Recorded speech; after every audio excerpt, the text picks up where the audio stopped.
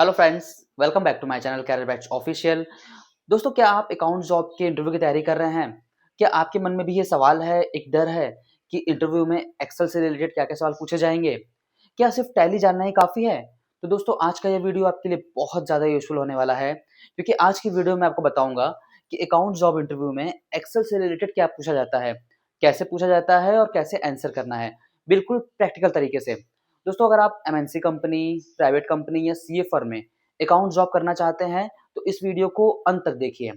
दोस्तों, आज के समय में अकाउंट जॉब बिना एक्सेल के पॉसिबल नहीं है। चाहे आप फ्रेशर हो या एक्सपीरियंस, एक्सेल नॉलेज मैंडेटरी है। दोस्तों, इंटरव्यू में सबसे पहले जो क्वेश्चंस होते हैं, वो होते हैं बेसिक क्वेश्चंस। इंटरव्यूअर सबसे पहले आपसे बेसिक क्वेश्चंस पूछते हैं।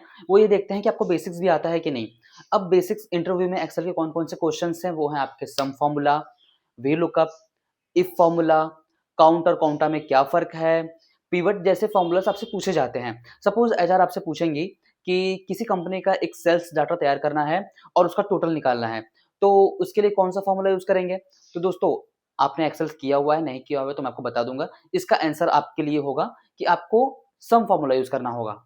दोस्तों, सेकंड जो आपका है, जो बहुत ज़्यादा इम्पोर्टेंट है, वो है इफ फार्मूला। और आप ये मान के चलिए कि लगभग 75 टू 80% केसेस में ये क्वेश्चंस पूछा ही जाता है, क्योंकि इफ फार्मूला लगभग लोगों को नहीं आता है या वो उसमें फँस जाते हैं, तो आपसे क्वेश्चंस पूछेंगे। अब इसका क्वेश्चंस कैसे होगा? सपोज़ आपको एक शीट दिया जाएगा, उस शीट में ये बोला जाएगा कि आप मुझे ये बताओ कि ये एक शीट है, इसमें अगर 100 में से 33 नंबर्स वाले जो हैं, वो बंदे पास हैं और 33 से जो कम नंबर वाले हैं, वो बंदे फेल हैं। तो आपको ये फॉर्मूला लगाना होगा। भाई कैसे लगाओगे? तो कुछ नहीं करना है। इफ फॉर्मूला आप वहाँ अप्लाई करेंगे और इफ फॉर्मूला मैंने अपना वीडियो बनाया हुआ है, आप जाके वहाँ देख सकते हैं। तो ये बहुत ज़रूरी है और जब इफ फॉर्मूला आप लगाएँगे तो आपके लिए चीज़ें ईज़ी हो जाएँगी। दोस्तों, अगर आप ये इफ फॉर्मूला कॉन्फिडेंटली अपने इंटरव्यू को बता देते हैं ना, तो यकीन मानिए इंटरव्यूअर आपसे इम्प्रेस हो जाते हैं। थर्ड जो ऑप्शन दोस्तों आपका है, वो है वी लुकअप या एक्स लुकअप।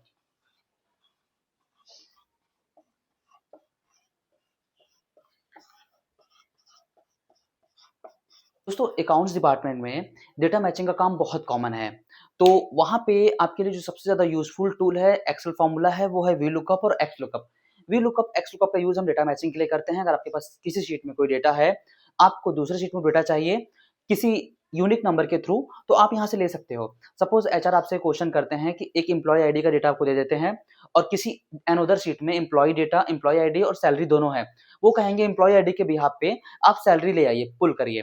तो आप आसानी से वी लुकअप और एक्स लुकअप के थ्रू, एम्प्लॉयी आईडी के थ्रू वो डेटा ला सकते हैं। फोर्थ ऑप्शन जो है वो है आपका पिवट।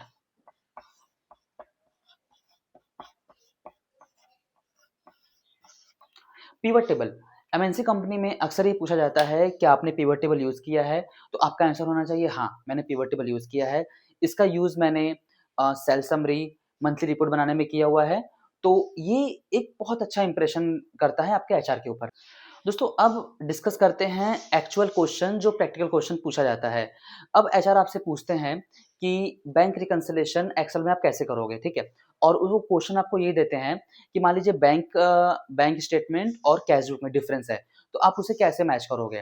तो आपका आंसर ये होना चाहिए कि पहले आप बैंक का डेटा और कैश बुक का डेटा, ये दोनों डेटा एक्सेल में लेके आएँगे और एक्सेल में लाने के बाद आप उसे वी लुकअप के थ्रू पहले मैच करेंगे और जो आइटम्स मैच नहीं होंगे, उन्हें आइडेंटिफ़ाई करेंगे कि ये डिफरेंस है। तो डिफरेंस आइडेंटिफ़ाई करने के बाद आपको वह डिफरेंस सामने आ जाएगा। दोस्तों, इसके अलावा एक क्वेश्चन्स और है जो इंटरव्यूअर या एचआर आपसे पूछते हैं, जीएसटी वर्किंग एक्सेल में आप कैसे करोगे? सपोज़ आपको क्वेश्चन्स ये दे देते हैं कि 10,000 का एक सेल हुआ है, उसका 18% जीएसटी है, आप कैसे दिखाओगे? तो आपका आंसर बिल्कुल क्लियर होगा कि सर मैं सम का फॉर्मूला लगाऊँगा या इंटू करूँगा, 10,000 इंटू 18, 18% जीएसटी मेरे सामने आ गया। और अगर वो कहते हैं कि सीजीएसटी, एसजीएसटी अलग-अलग दिखाओ, तो 10,000 इंटू 9 कर दूँगा, तो सीजीएसटी 9% और एसजीएसटी 9% आ जाएगा। अब वो एक सिंपल क्वेश्चन पूछ सकते हैं कि डेटा और सॉर्टिंग के अगेंस्ट में वो आपसे ये क्वेश्चन पूछ सकते हैं कि आप मुझे ये बताओ, मुझे देखना है कि सिर्फ दिल्ली की एंट्री मुझे दिखाई दे या सिर्फ कोलकाता की एंट्री दिखाई दे, तो उसके लिए आप क्या करोगे? आंसर आपका बिल्कुल क्लियर होना चाहिए, सर इसके लिए मैं फिल्टर यूज करूंगा और फिल्टर में या तो मैं दिल्ली या तो मैं कोलकाता चूज करूंगा। तो जैसे ही मैं दिल्ली चूज करूंगा, दिल्ली की एंट्री आ जाएंगी, कोलकाता चूज करूंगा, कोलकाता की एंट्री आ जाएगी। That's it. दोस्तों नेक्स्ट जो है वो है MIS रिपोर्ट।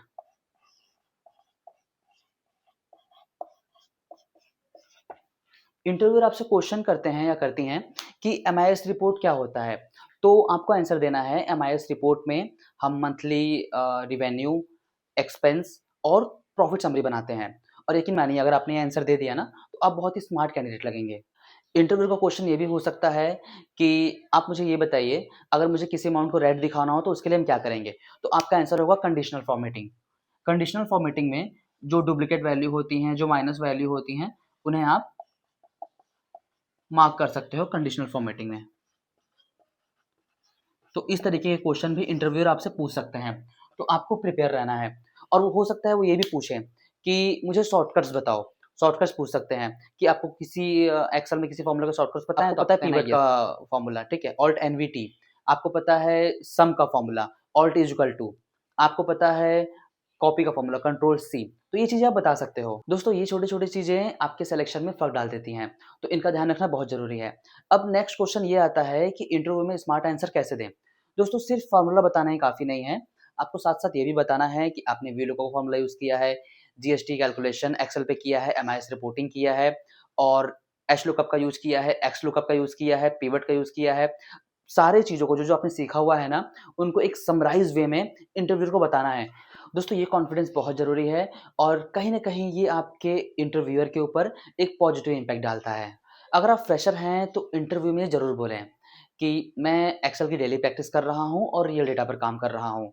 और प्रैक्टिस के लिए मैंने VLOOKUP, पिवट, इफ इन तीनों का फॉर्मूला बहुत ही डिटेल में बनाया हुआ है। आप जाके चैनल पे देख लीजिए। और गोइंग फॉरवर्ड XLOOKUP और जितने-जितने मेजर काउंट इफ, काउंटा, जितने भी मेजर फॉर्मूला है ना, मैं उनकी वीडियो अपलोड कर दूँगा, आप देख सकते हो। आपके लिए बहुत यूज़फुल होगा। साथ ही साथ आपको इंटरव्यू में ये भी बोलना है कि आप रियल डेटा पे काम कर रहे हो, सैलरी शीट आप खुद से बनाइए और प्रैक्टिस करिए। दोस्तों अगर आप अकाउंट जॉब की तैयारी कर रहे हैं तो एक्सेल को लाइटली बिल्कुल मत लीजिए। एक्सेल का मतलब है जॉब सिक्योरिटी, तो आपको एक्सेल आना ही चाहिए। एक्सेल आता है तो आपका जॉब सिक्योर है। दोस्तों अगर आपको वीडियो अच्छी लगी हो तो वीडियो को लाइक करें, वीडियो को शेयर करें ताकि ये किसी के काम आ सके। और साथ ही साथ अगर आप चैनल पर नए हैं तो चैनल को सब्सक्राइब करना ना भूलें। मिलते हैं नेक्स्ट वीडियो में। बाय।